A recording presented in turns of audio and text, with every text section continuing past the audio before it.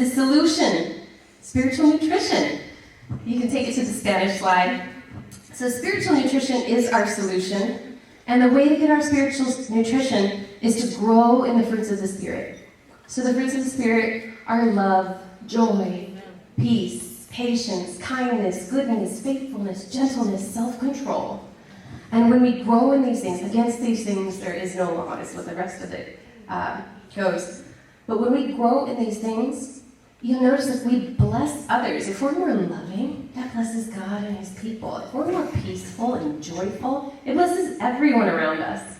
And so, but we're different day to day and week to week. I heard, I like Catholic monks because I feel like they read the scripture and they don't have anyone they have to preach to that's going to pay their salary. So I feel like they just read it and tell you like it is. And so I pay attention to a lot of different monks for that reason. But he said, pay attention to if you're growing in the fruits of the Spirit year to year to year. That's right. That's good. Day to day, we get bad moods, we have our period, whatever it is. Day to day, you may go up and down. But year to year, are you becoming more loving, more joyful, more peaceful, patient with those, or more self-controlled? Especially for those works of the flesh, right? A lot of those are self-control. But we'll get into later also that we've got to pray for that self-control because our willpower only goes so far. If we try to willpower something that's become a deeply ingrained habit, we often just break, our willpower, it breaks, and then we find ourselves running from God.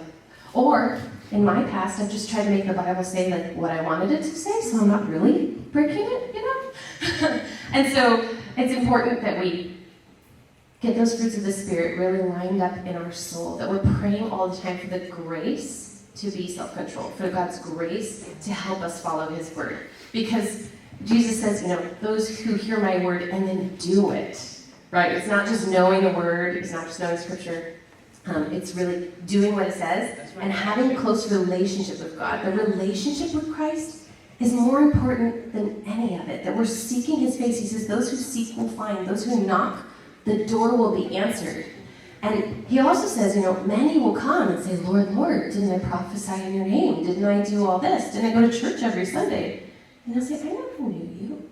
You didn't actually want to hang out with me. You just did stuff at church. And so always I'm asking myself, how am I doing, Lord? Am I really in a relationship with you? And a few slides later, I think we're going to have on the parable of the sower, we'll get into that. So